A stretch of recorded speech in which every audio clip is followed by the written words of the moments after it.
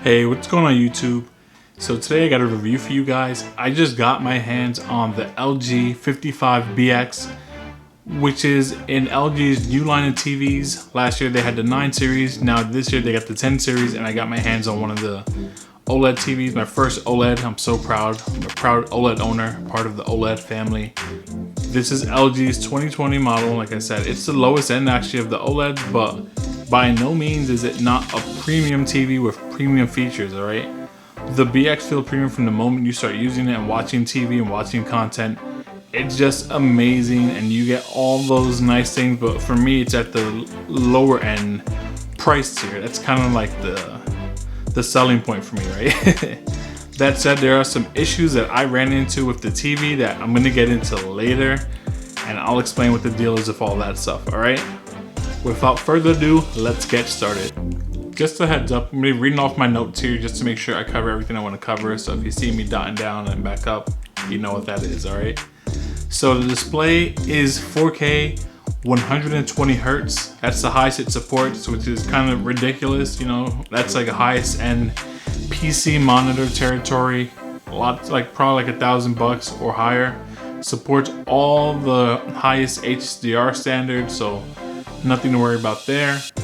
Also has 1 millisecond response time, and I played some Fortnite and it was pretty good, honestly. I have a 1440p 144 Hz 1 millisecond monitor that I basically use when I'm gaming on my PC, and the TV keeps up. Like, I just dumbed down all the settings because I'm rocking the RTX 2060, so in order to play Fortnite at 4K at 120 Hz, I had to like put like everything low and like do that weird resolution downplay thing, but it looked good, honestly. It was smooth.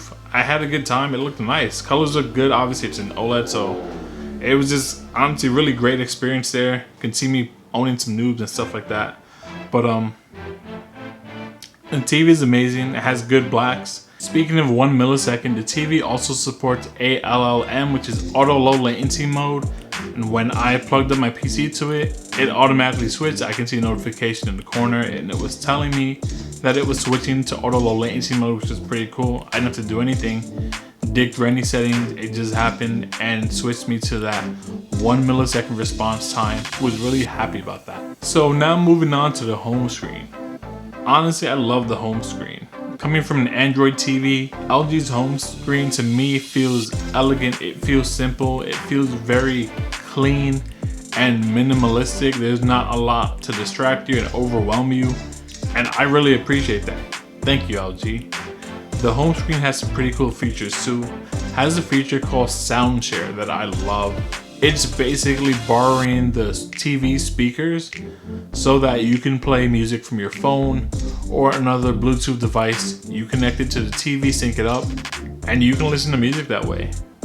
And honestly, you want to, because the TV has 40-watt speakers and a 20-watt subwoofer. This thing is like a mini soundbar built into your TV. And honestly, it gets the job done. I don't see myself buying a soundbar because of this. I listen to music. I could feel the bass thumping sometimes if the song had some bass in it. So I honestly had a really good time. With that said, if you're an audiophile, like some people are out there, not myself, you're probably gonna want to get a soundbar, alright? It's not like perfect, crispy sound all the time and everything. It's good, it's average, it has good bass, has good surround sound, has a virtual surround sound feature also. In the settings, if you look at my last video, the settings overview, you can see the sound features in there, but it has good sound. So again, unless you're an audiophile, you're gonna be completely fine with what they have. It also supports AirPlay 2, which actually lets you daisy chain and cast to multiple devices at the same time, audio and video. Unfortunately, it doesn't support Chromecast. That's one feature it does not support. Tried it from my Android phone, tried it from my PC using Google Chrome, and nothing. It's sad, but it's not the worst thing ever. I did notice when using my Android phone though, I could actually do a display mirror and project that way if I wanted to. So it does support something for Android users, so it's not the worst thing ever. And again, has some good little features and things like that.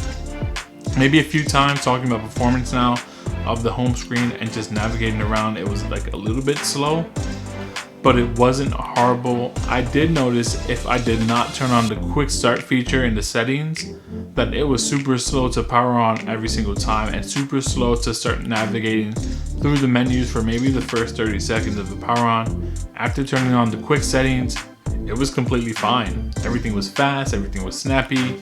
Even when powering on, which is technically not powering on because it's coming from standby.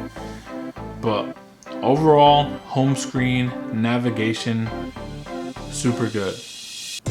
Now let's talk about the Magic Remote. The Magic Remote is basically like a mouse for a computer. But the way it works, it's like a wand. You just wave it left, right, up and down, and the mouse will move on the screen, and it's pretty fluid. It feels pretty natural. It goes along with your hand movements really well. It feels very organic and not weird. It's not too fast, not too slow.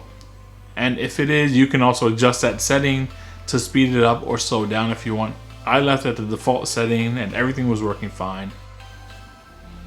So I just want to touch on the apps really quick. The TV supports all the major apps. Netflix, Hulu, has Disney Plus now, that's the thing, has YouTube. So I'm good there. Those are the ones that I use and are perfect for me. I haven't browsed around the store a lot to see all the things they have available.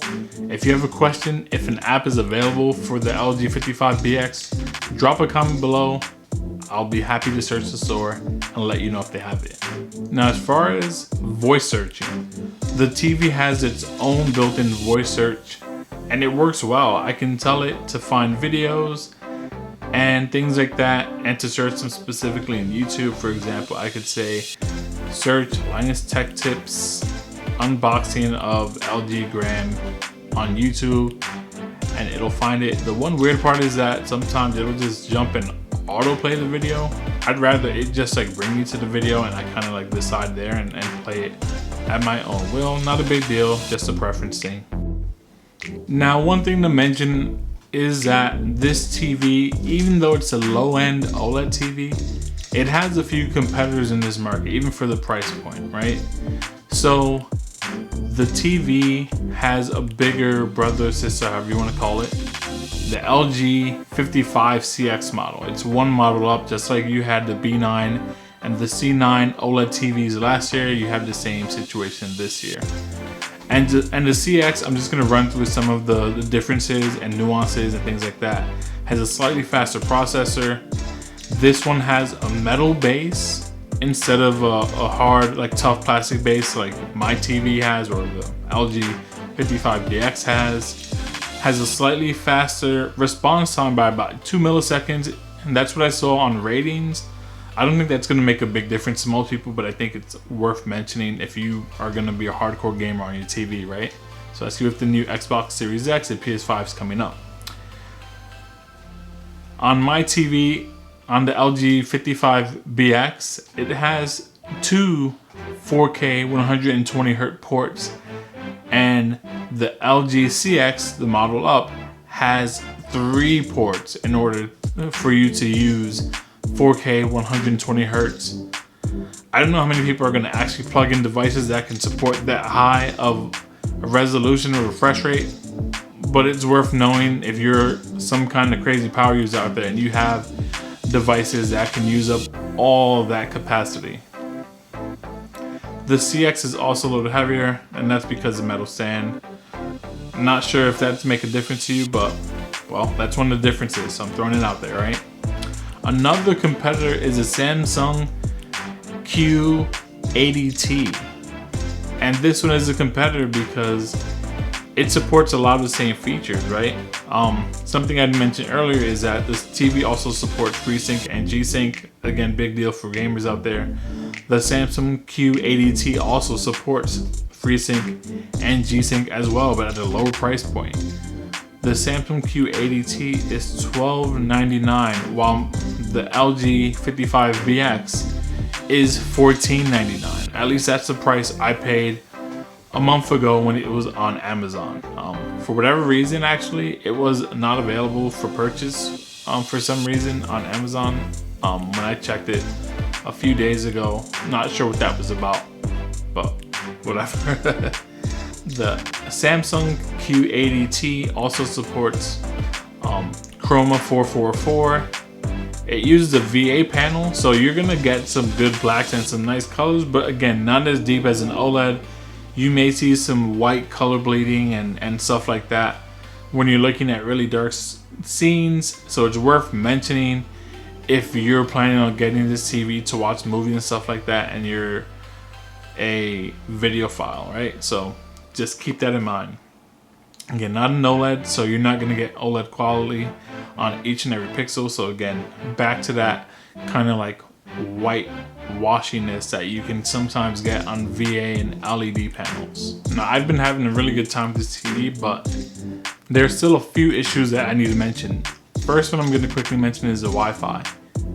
On my first unit that I had, I said in the beginning of the video I had 2 units.